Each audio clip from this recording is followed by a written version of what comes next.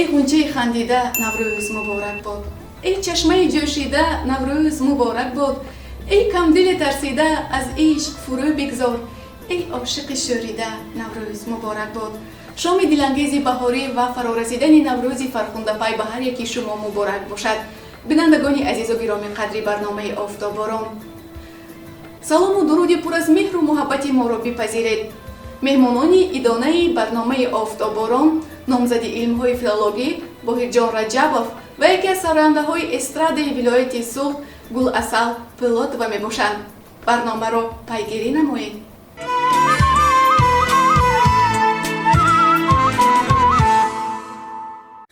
الو شعر عجم فردا مرا تو زنده خواهی داشت. الو شعر دل دنیا مرا تو زنده خواهی داشت. وزیر سنگ های ثابت و سیار گردون ها. الو البرز پابرجا مرا تو زنده خواهی داشت. بینندگان عزیز، مهمان امروزی برنامه آفتاباران یکی از استادان جوان دانشگاه دولتی خوجند به نام اکادمیک باباجان غفورов، نامزد علم‌های فیلولوژی، ادبیات شناس باهرجان رجبов.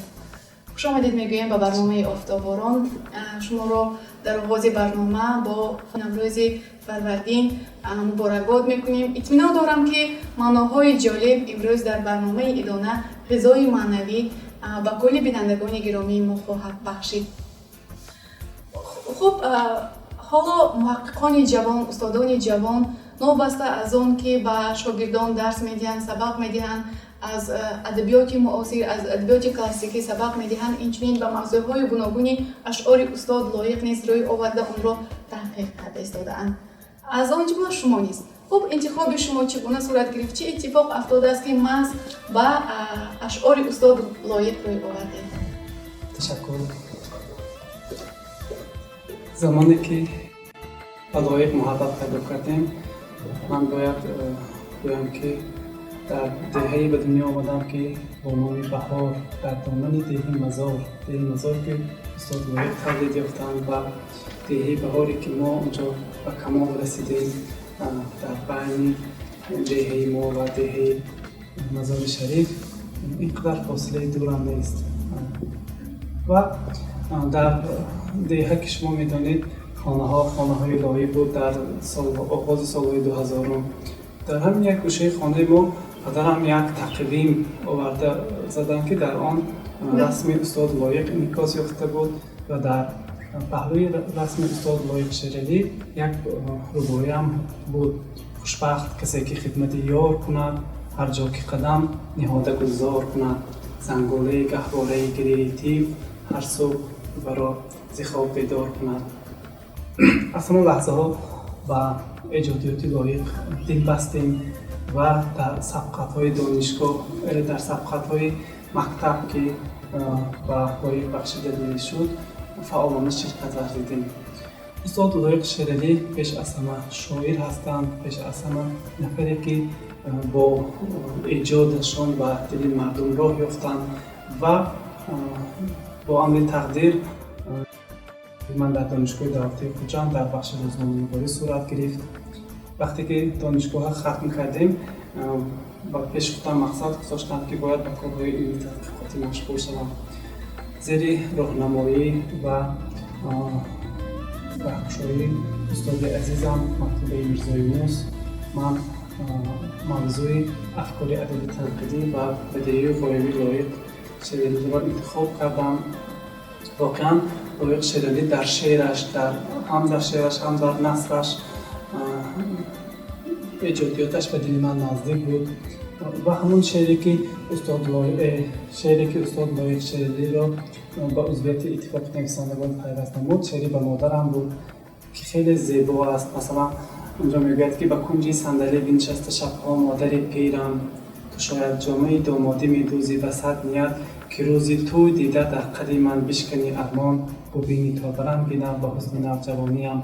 نبینید که در آنجا صندلی گفتگی است. در دهه ما عنعنه‌ای بود که پیش از توی زنهای سالخورده جمع می شدند و برای داماد در گرد صندلی یا در حوله آفتاب روی نشسته جامه ها را می دوختند و این یک محفل های زنهایی بود که از هنر و هنرمندی خودشان چه گواهی میدادند که چه خودشان را مجبور میکردند که به همین کارها مشغول شوند.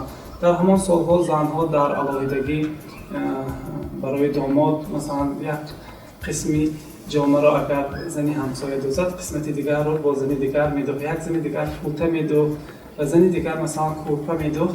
این چیزها در شعر لایق خیلی بر اعلا مثلا مشاهده میشود. من که شعر لایق به دلم نزدیک است موضوع لایق انتخاب کردم و در شعر همون بچگی هم میگوید که بچگی هم به کس و تنها گذشت، با درب با کوشچینی ها گذشت. زندگی مردم که مثلا در دوره بچگی لایق شعری هم اندک وزن‌تر بود و در دوره بچگی ما هم همین مرام زندگی همین گونه بود که ما بعد از حاصلگذاری کلخوز و سالخوزها رفته سرک میچیندیم، مثلا خوشه میچیندیم، خوشه ها رو میآوردیم جمع میکردیم و برای زندگی ما، برای پیشرفت زندگی ما چی میکردیم. همین شعرها، همین چیزها که به دل من نزدیک بود، من با هدایت و راهنمایی استادم همین موضوع رو انتخاب کردم و خوشبختانه سال 2017 اون رو به دل رساندم. خب تشکر زیاد. این برای ما خیلی گوار است که با نفر صحبت داریم که با استاد لایق هم زادگاه هستید برای اینکه عادت‌ها و رسم و رسوم‌هایی که در شاعر در شعرهای خود انعکاس کرده است شما نیز آگاه هستید. و ما می‌خواستیم در سوال دوم درباره پوبلیسیستیک لایق شعری چند حرف می‌زدید. استاد لایق پیش از همه شاعر است، پیش از همه ادیب است، پیش از همه نفری است که با شعرش بیشتر به دل مردم راه یافت. وقتی که ما در پیش خود ما وظیفه گذاشتیم که آثار غیر نظمی استاد لایق را جمع آوری نماییم و در زمینه همین چیز یک رساله علمی هم آماده نماییم، و ما موظف شد که بیش از 150 اثرهای استاد لایق شعری را در ژانرهای گوناگون مصاحبه، پیشگفتار، مقاله‌های جداگانه، گزارش‌های علاهیده، صحبت‌ها جمع آوری نمودیم و از هر یک موادی که استاد لایق شعری غیر شعر ایجاد کرد ما جهان معنی برداشتیم. استاد لایق شعری آغاز فعالیت کاریشان محض از مطبوعات آغاز می شود. شما هم آگاه هستید که اولین نوشته های استاد لایق شعری برای شناخت و خودشناسی ملی بخشیده شده بود. یکمین از مقاله های استاد لایق شعری نوروز نیم‌آباد است که در آن خیلی مفصل درباره نوروز شهر خوجند مثلا چی شده است، اندیشه‌هاشان مثلا آنجا گفتند.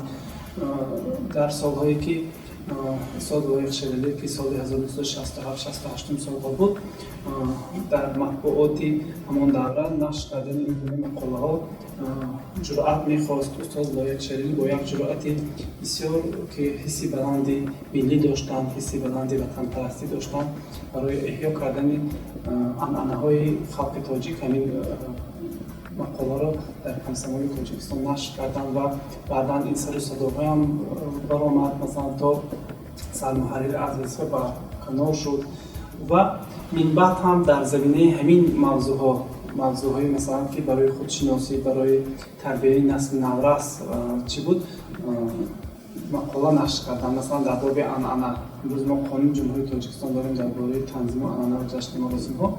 اگر مقاله استاد لایق را خونید تفاوت کم است. البته لایق شعری در همان وقت‌ها به همین چیزها توصیه‌ها داده بودند و کاری اساسی ما که به مسائل ادبی و تنقید ادبی بیشتر نگرانیده شده بود، ما در کارمون اوید به اندیشه‌های لایق شعری، اوید به راجع به نقد نویسندگی لایق شعری اونجا تحقیقات بیشتر بودیم. استاد لایق شعری در نقد نویسندگیشان یا به طور دیگر بگیم در افکار ادبی خودشان که از شعر نیو جدا از شعر مثلا مصاحبه، مقاله ها چیزها هست، ما جدا کردیم بر 5 گروه.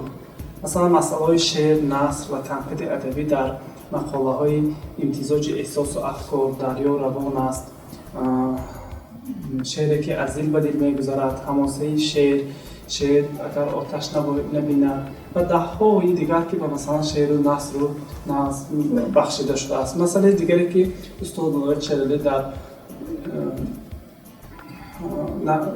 نشر کردن این دایر به نقد شعر نوقلمان بود. اونجا مثلا در وقتی که استاد لایق شریعتی سالهای 70 80 علاقه شناخته شده بودند، علاقه موظف بودند که در تربیه نسل جوان سهم خودشان را گذارند.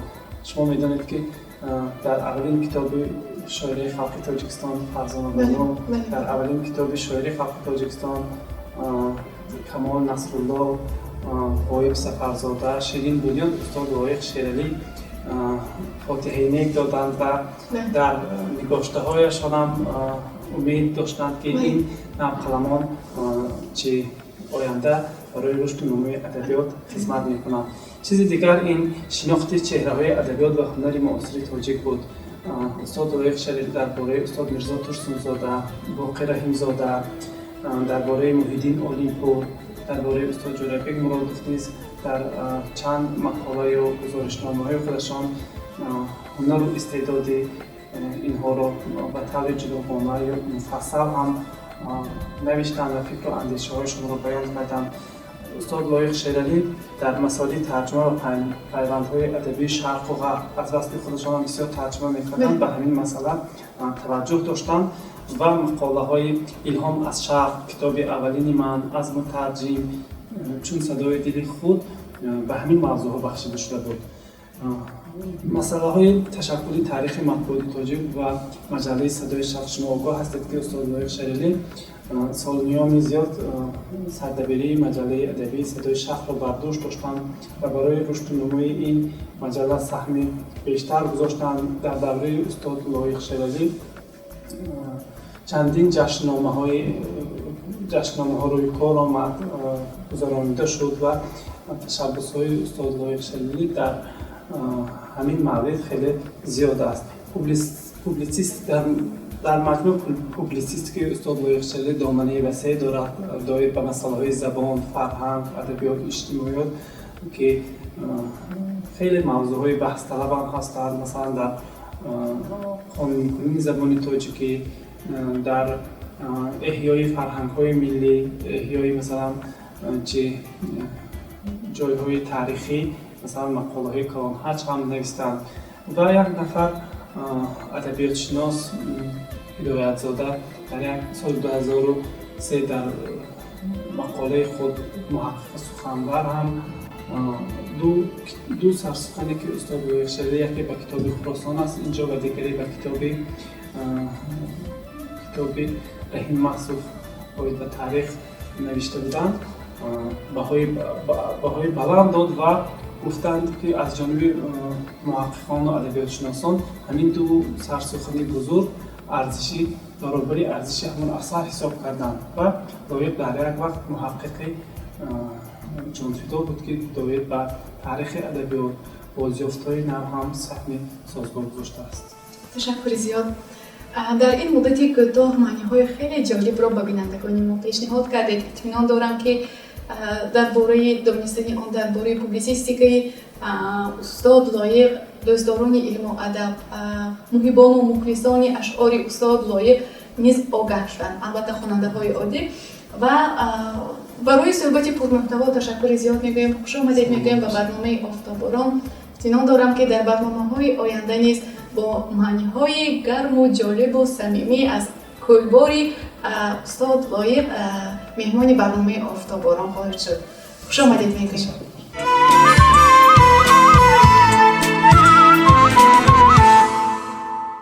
عشق در دل شعله صبح سعادت بوده است. عاشق احساس بخشش های قسمت بوده است. در جوانی عشق بود و دولت دنیا نبود. این همه به دولتی ها خوب دولت بوده است. بس که از پای روان مانده ایم حسرت میکنیم، از پای خوبان دویدن هم غنیمت بوده است. بینندگان عزیز، منظور شما بخشی آهنگ شعری لایق. مهمان امروزه ما بانوی هنر، یکی از حافظان استراد ولایت سوخت، گل اصل پلاتوه. خوش آمدید میگویم به استودیوی شرکت تلویزیون و رادیوی سیمای مستقل یکم و برنامه آفتاباران. میخواستیم امروز اندیشه های شما را بابت شاعر زنده یاد استاد لایق شیرعلی دانسته باشیم و برای محبوبیت یافتن سرود البته انتخاب متن آن، انتخاب شعر مهم است. فعالیت شما نیز نوبسته مثلا از آن که مثلا در جاده هنر موفق شده اید، از انتخاب سرود شما وابستگی کلان دارد و میدونیم که از اشعار استاد لایق سرودهای خیلی زیادی را انتخاب کردید. همچون نماینده فرهنگ شما استاد لایق را چگونه شناخته اید؟ من باور کنید درباره استاد لایق که سخن شود کمتر طبعم خیره می شود که با استاد لایق هم زمان نبودم. هم زمان چی منو از چی منو گفته استادیم همراه کار نکردیم، به ما نصیب نکرد که با همراهی استاد زنده و معامله کردن و همراه یک معاشرت کردن و همراه یک سرود رو چی گویم، اگر شعر از آن شاعر لایق شیرعلی باشد اثر گوییم هم خطا نمی کنیم. با فکرم انمی چیز به ما نصیب نکرد.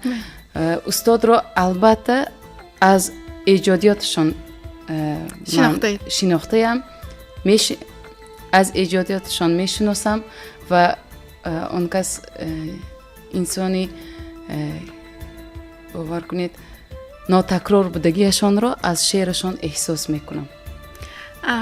خب باری شده است که از دفتری اشعار شما شناخته اید، از حیات و فعالیتشان مطالعه کرده شناخته اید. باری شده است که در شهر باستانی پنجکند قرار داشته از مثلا از حیات و زیست و زندگانی استاد لایق شیرعلی شناسایی پیدا کرده. من بسیار قریب که هر سال به نقشه می گرفتم که حتما به زادگاهشان میرم گفته نصیب کرد که سالی 2018 نوروز جمهوریمان در شهر پنجکند شده گذشت. ما همراهی بسیار حافظان بودن در اونجا، انور جان احمدов، غلام جان میردادویف، تمیربک علیمov، بسیار بسیار گروه کاری ما همه سراینده ها جمع شدیم و تصمیم گرفتیم که حتما به زیارت استاد لایق میریم گفته و خوشبختانه به ما نصیب کرد. ما رفتیم و حتی که همراهی خیش تبراشان ما هم صحبت شدیم. وقتی که به آثارخانه استاد به زیارت رفتیم که در اونجا دادرشان بودین، بعد جانهای اون کس رو دیدیم، هم صحبت شدیم. باز احساساتی من دوچند شد البته که در وقتی که زادگاه اون کس میرید و به شمای عزیزم به شما هم توصیه میتیم که حتما روید که این من حسیاتی در اونجا بودگیتون دوچند میشود به ایجادیاتی استاد. بله. و مرا بسیار خرسند کرد که یک چیزی نویگری رو به شما گفتن خواستم. یک دخترچه مایده یک گشت میگشت، بعد بیبی هم دخترچه اومد و گلسل جان ما از دیدار شما بسیار خرسند شدم، از یک چیز ممکن باور نکنید. الان دخترچه نامی شما ماندگی ما گل اصل نام داره که وقتی که شما ما سردی منو دریا تکرارن اجرا کردید ما حرمت ما با ایجادیات شما بسیار بلند شد، مخلص شما گشتیم و تصمیم گرفتیم که یک نبیرم رو گل اصل نام گذاریم. گفته این خوشبختی من چی که باشد هم این عائله استاد لایق شیرعلی است. از همون حتی که نبیره هاشون باشد هم اگر نامشون گل اصل باشد این خوشبختی من است همچون صنعتکار. البته تشکر که خاطره های خویش را وابسته به استاد لایق بیان کردید به بینندگان گرامی ما.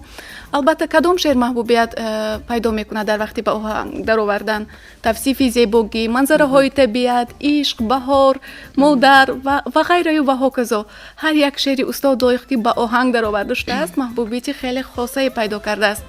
خصوصا سرودی که قید کردید منو دریا که در وقت باری اول یکی از حافظان شناخته خرما شیرین و اون را زمزمه کردن و هر یک میدونه نوبسته از آن که نسلی خردسال نیست از این سرود رو میدونن از حسابی محبوبیت یافتن آن. و باری دوم شما اون را زنده کردید و میخواستیم انتخاب شما چگونه صورت گرفت، در باره این اندیشه های خود را بیان میکردید. سرودی منو دریو من در دیگر صحبت هایم گفته گذشتگی هستم و از فرصت استفاده برده با اپی عزیزم شاعر خان ولیزاده مینداری خودم را بیان میکنم که با من توصیه دادن که گل اصل انمی سرود رو گوش کن و تو میزیبت با فکرم تو از احتش میبروی گفته. بعد گوش کردم، باور کنید از همون وقتی که گوش کردم من مخلصی انمون سرود گشتم و بسیار وقت رفتگی است تا تیار کردن انمی سرود که من از احتش برآمده میتونسته باشم از طرف استادان یگان ایراد نباشد گفته. با فکرم خیلی که گفتید به مردم عزیزمون معقول شد. البته از شبکه‌های اینترنتی به من SMS ها میبیاد که مینداری بیان میکنن. تا حال علاقه من به فکرم 3 سال 4 سال میشود که کلیپش رو به مردم عزیزمون تقدیم کرده بودیم. بعد خواندیم یکمین بها این از طرف استاد طالب آذرخش بود که بسیار بهای بلند دادن. باور کنید سرم به آسمان رسید و خوشحال شدم. از بسیار استادان تعریف کردن و وقتی که دوشنبه شهر رفته بودم و در یک معرکه و هم صحبت شدیم، خودی سرودی منو دریا رو با آهنگ در آوردن. این صاحبش حسن حیدر بودن و من بیخبر بودم. البته آن کس هم به من بسیار سخنهای گرم گفتند که گل اصل تانستید. وقتی که گوش کردم باور کنید این سرود از نو زنده شدگیش رو من احساس کردم. گفتن این البته خوشبختی من هستم چون صنعتکار. بله، بسیار شعرهای استاد لایق خوش آهنگ، جذاب و هر نه فقط در وقتی قرائت کردن، در وقتی سراییدن اون محبوبیت اون دوچند میگردد و به دل هر نفر جای میگیرد. خوب میشد که به بینندگان گرامی ما از همین سرود رو زنده میسراییدید. دو ره سازیم و ره پیما منو دریا دو همراهیم و دو تنها منو دریا ز یک سر چشمه می آییم یک سر چشمه کوهی با پایین ها از آن بالا منو دریا من از وی شور میگیرم وی از من شیر میگیرد دو پر شوریم و پر غوغا منو دریا. تشکر زیاد، آوازتون خسته نباشد. بگذار باشد که باز از اشعار استاد لایق ده ها و زیاده از آن سرودها رو به آهنگ درآورید. خب نقشه های شما در سال 2020 نقشه صنعتکار، نقشه سراینده چی؟ البته باز سرودهای نو به نو ایجاد کردن است و کوشش دارم که از استاد لایق شیرالی سرودهای نو به نو ایجاد کنم و سالهای دراز از دل مخلصان عزیز جاگیر باشد. خب باز بسیارتر کدام موضوعهای مثلا استاد لایق به شما پسند است؟ وقتی که مثلا کلیات رو ورقگردان میکنید مثلا به دلتان کدام موضوعها بسیارتر فورم است؟ مثلا یکی از سرودهای شما این سرودی زندگی است. از کدام حساب شما من همین سرودی غم انگیز رو انتخاب کردید؟ شاید آن با یگان لحظه عمر وابستگی دارد. خب انتخاب شما چی بود؟ البته این زندگی از پستی و از بلندی های عبارت است. ҳамон рӯзое ки шеъри зиндагиро такрор ба такрор қироат мекардам, ин рӯзҳои пастӣ буд дар зиндагии ман ба фикрам ва тасмим гирифтам ки ҳатман суруд кунам ва барои он инсонҳое ки аз зиндагӣ дилгир ҳастанд ё ки ғамангез ҳастанд ба дилашон дарди онҳо дармон шаваду ва аз суруд як тасаллии худашонро ёбанд гуфта оҳанг аз Амҷон Болтобоев буд ва сарои дем иҷро кардем. Ин суруд ҳам албатта мухлисони худашро ёфт. ба фикрам 10 солҳо мухлисони азизам аз ман ин сурудро пурсон мешанд, чунки шеър аз они устод Лоиқ Шералӣ аст. бале, рост гуфтед. Маҳбубият ёфтани шеъри устод Лоиқ аз он иборат аст ки ҳар нафаре ки онро қироат мекунад фикр мекунад ки гӯё дар бораи он ҳамон нафар навишта шудааст. дарди дили ҳар нафарро инъикос карда тавонистанд ин шӯҳрати ҷаҳонӣ, шӯҳрати устод Лоиқро дар назди адабиёти муосири тоҷик, дар назди ҷомеаи имрӯзаи мо баланд бардошта. итминон дорам ки садсолаҳои дигар барои тарбияи насли наврас ва тарғиби адабиёти муосири тоҷик хидмат хоҳад кард. хуб мешуд ки ҳамин сурудро низ барои бинандагони гиромии мо манзур мекардед. зиндагӣ дарёст, дарё бигзарад, ошиқи савдост, савдо бигзарад. чун тамошои ҷаҳон як навбат аст, навбати мову тамошо бигзарад. овозатон хаста набошад. ташаккури зиёд барои сароидани чунин сурудҳои дилангез.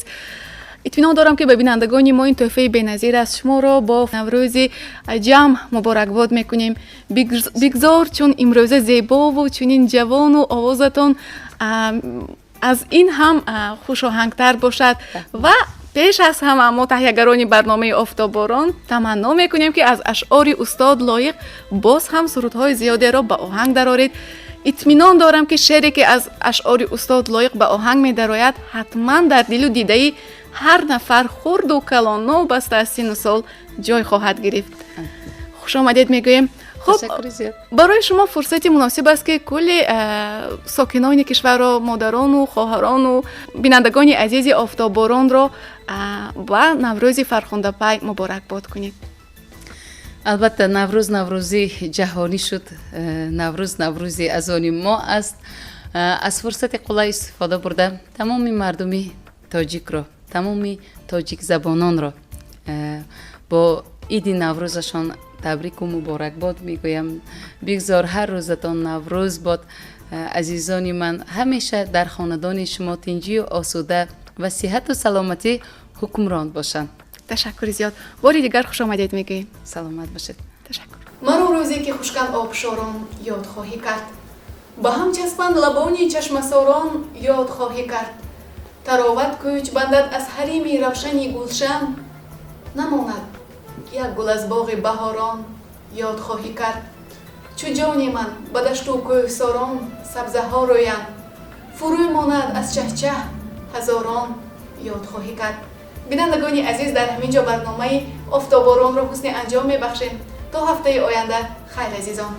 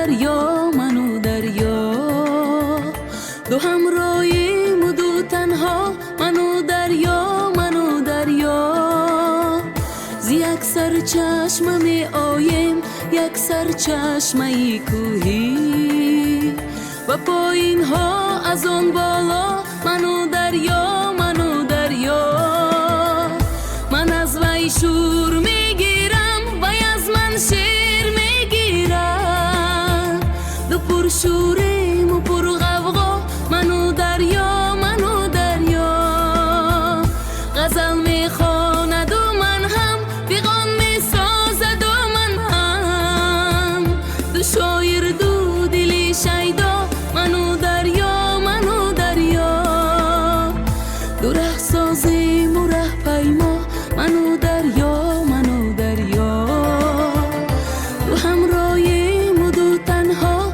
منو دریا منو دریا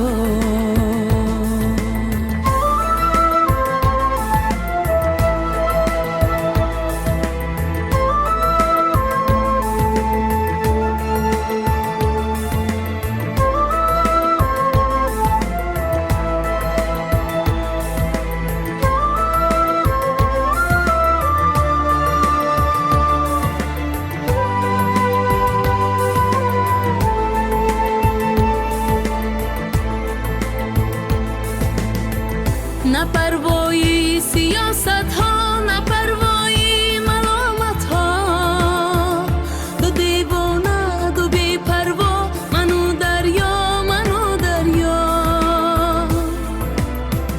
بسد رنج و تاب و تب سرود زندگی در لب دوانیم از پی دنیا منو دریا منو دریا دو ره سازیم و ره پیما منو دریا منو دریا دو همراهیم و دو تنها منو دریا منو دریا